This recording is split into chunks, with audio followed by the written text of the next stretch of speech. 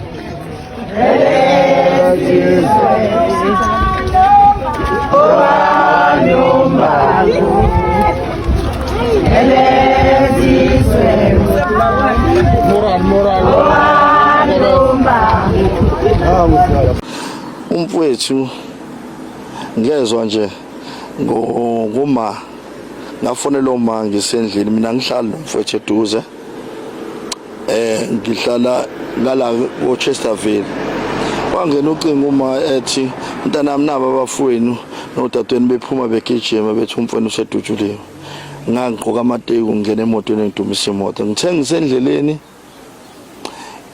ku-freeway kwangena ucingo lolu mangijila sibona sekhaya yathi hayi umfethu sengumfica umfethu sekwendela ungabe usaya ekhaya hamba emzini wakhe ke khona la mangifika ngempela ngiqhamuka la kuNkonjane Road ngamfica umfethu elelela ebhekethathe lele ngobuso elelela imoto ipake la isicapha sivuliwe ukhiye ukhona phakathi cellphone ama-pamphlet MK ngoba uyimember belungiselela ukuthi kuyovotwa ngomgqibelo nangesonto so ilokho nje okwamanje engikwaziyo Mhlawumbe uma sewusichazele yini ofisa yenzeke njengoba ke sekwenzeke lesigameko.